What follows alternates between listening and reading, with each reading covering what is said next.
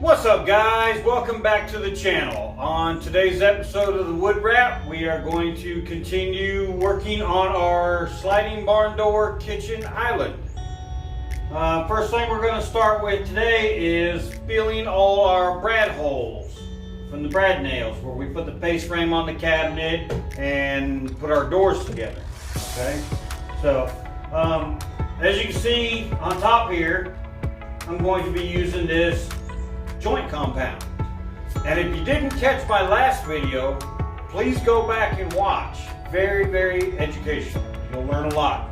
It'll explain this. Let's get to it.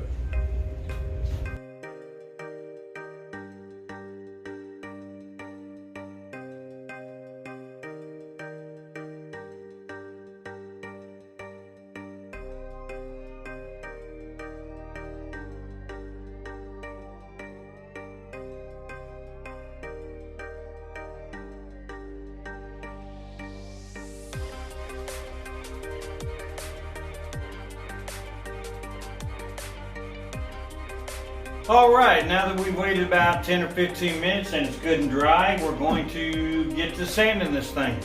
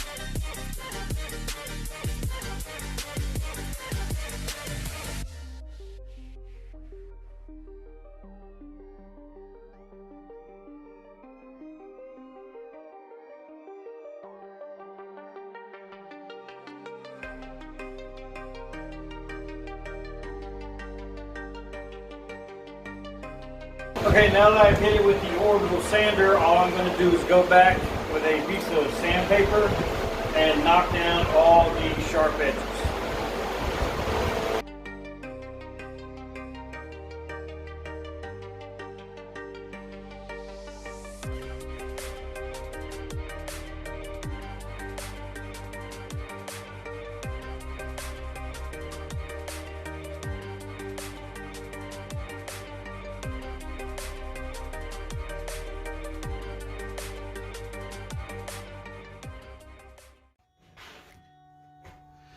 Okay, now that we have finished sanding our base cabinet and our cabinet doors, we're going to move on to making the top for this thing.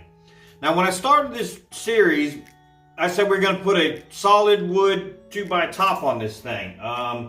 Since then, the customer has changed their mind and decided they want a solid gloss white top. So we're going to go about this a little bit differently, but basically what you want to do here is you want about a 1/2 inch overhang on each side. Okay, what we're doing is we're making this top, we're cutting the piece out of 3/4 birch plywood, and then we're going to trim it with about 1.25 inches or so pine trim around the outside. So we're going to overhang it on each side about a 1/2 inch. Okay, and that's going to put us at 58 inches. And then you have to overhang the front, has to be overhung at least 1.5 inches to cover the hardware for the doors. Okay, and then you're going to have the overhang on the back for the bar stools. So we want this top to be overall 34 inches. I don't want to go much more than that because that'll allow it to go through a 36-inch door fairly easily. Okay. Now we have to subtract that from that dimension 1.5 inches for the trim that's going around the outside. So we're going to have 58 this way for our plywood and 32.5 this way. And then when we get our trim added on there, that's going to make our top 59.5 and 34 wide. Let's get started.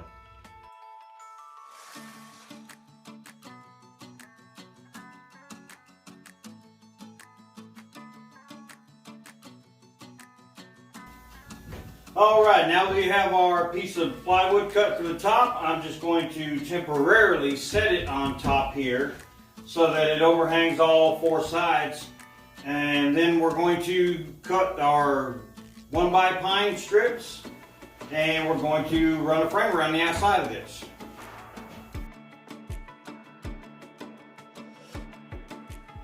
All right, so now we have our trim pieces milled up, and now we're going to run a frame around the top.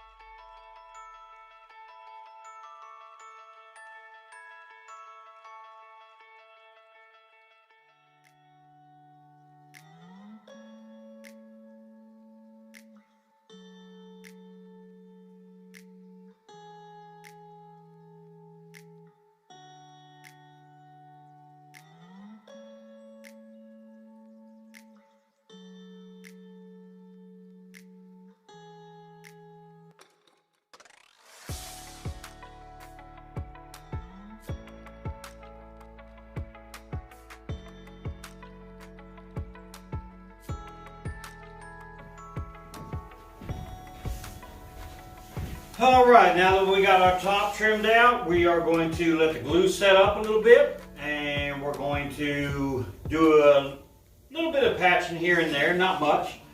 And we'll let that dry, we'll give it a good sanding, and from here we're going to move on to getting this thing painted.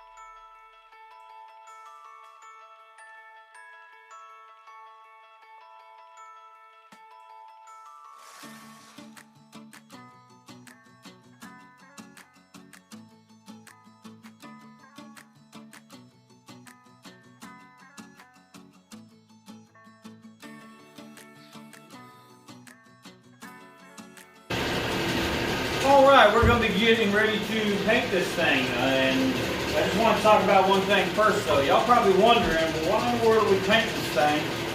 It doesn't even have a back on it. Well, that's because if you put a back on this thing before you paint it, it's going to be real hard to get back in there, as wide as this thing is, to paint back in there. And even if you could get back in there, if you have a back on this thing and you got your spray gun and you're shooting into a hole like that, it's gonna all that paint going there is just gonna blow right back into your face. So what I do is I paint them with the backs off, and then we'll put the back on there, trim it out, paint it, and we'll be painting the top separately. It's a different color while this is drying. And once it's all finished, we'll put it together. All right, now that we have the carcass painted, now it's time to cut a piece of 1/4-inch plywood that's going to go on the back here. And once we have that on there, we will trim it out with 1x2 around the outside, patch, sand, paint it, and then we'll be ready to assemble.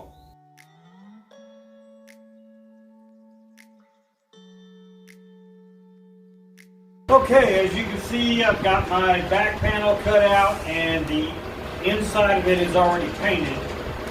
And I'm going to brad nail this on here.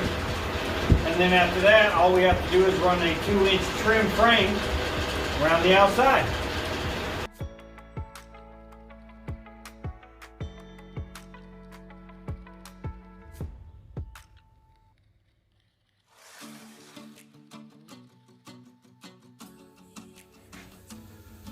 Okay, we're getting ready to attach our hangers on our doors. Now I do want to say this, as you can see I have a spacer here, that I put in here, and I slide the wheel up against the spacer and that sets them just right for me. But again, I build these all the time and I use the same materials every time.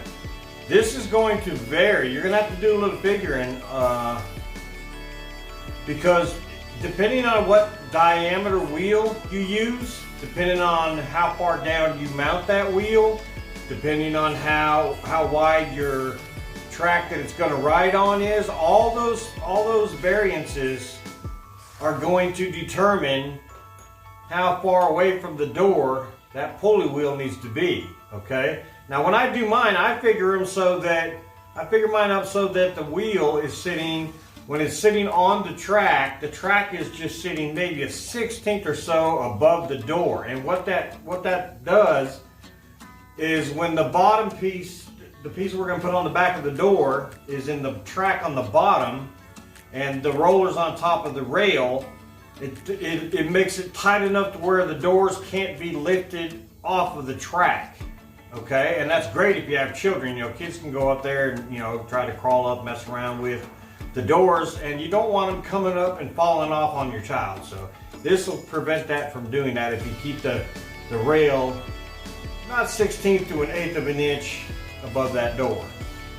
But you are going to have to do some figuring because depending on, like I said, depending on what type of wheels you use, where you place that wheel, and what width rail you use is going to determine where that goes. So, but let me show you how to do mine anyway.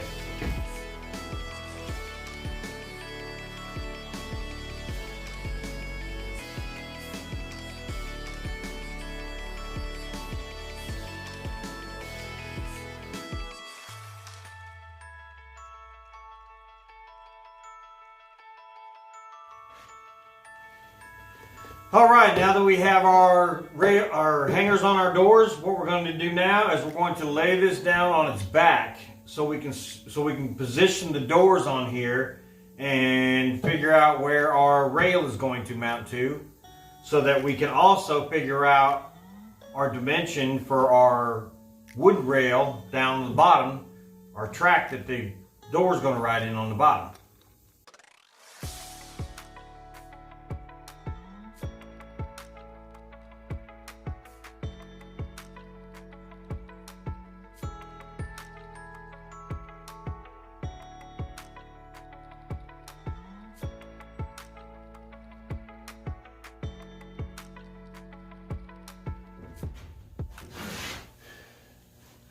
All right, now that we have our door in position, I've got it figured out where I want the track to fall on the top.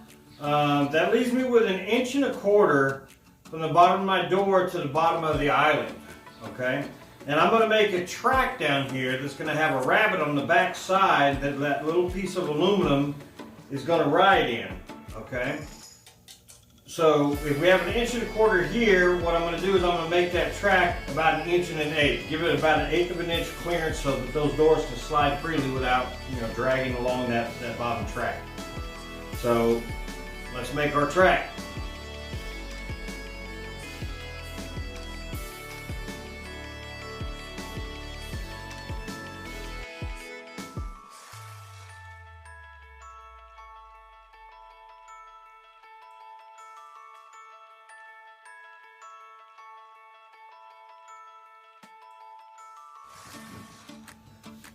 All right, now that we have our piece milled down for the bottom track, what we're going to do is we're going to cut a rabbet in the back side of this on our table saw.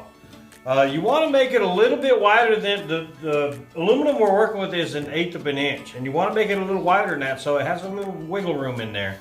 And I probably went down, I don't know, 5/16, maybe a little more. Doesn't hurt to go a little bit deeper. Just you got to make sure that piece has enough room to run freely in that track. So this is what we're going to be cutting out.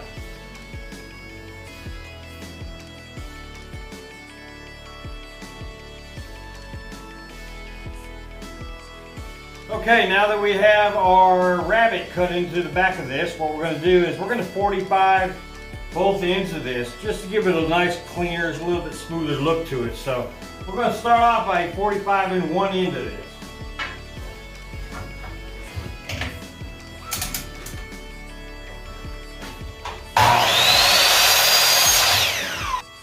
Okay, now that we have our 45 on one end, what we're going to do is we want to keep it in about 1/8 of an inch from the edge over here and an 1/8 of an inch in from the edge over here. So what I'm going to do is set this on here, and I'm going to make sure this side is set in about 1/8 of an inch, and I'm going to hold that in place, and I'm going to come down here and I'm going to mark about an 1/8 of an inch in from the edge right here for my 45 on this end.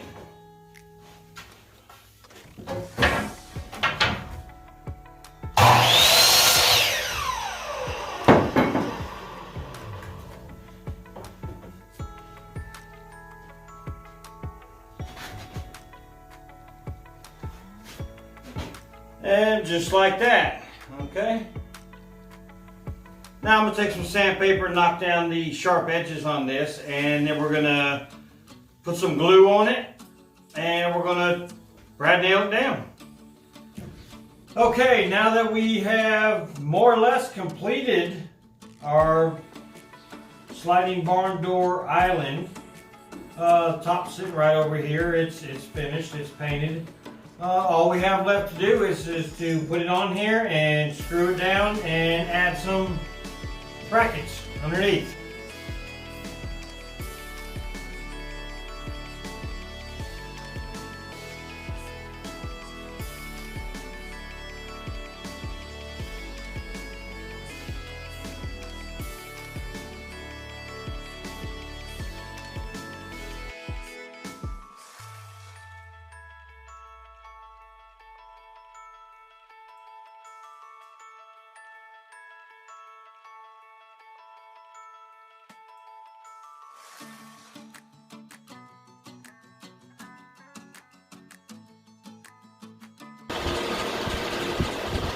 Alright, our very last step is installing these braces, these corner brackets up underneath this overhang back here, and we will be finished with our sliding barn door kitchen island.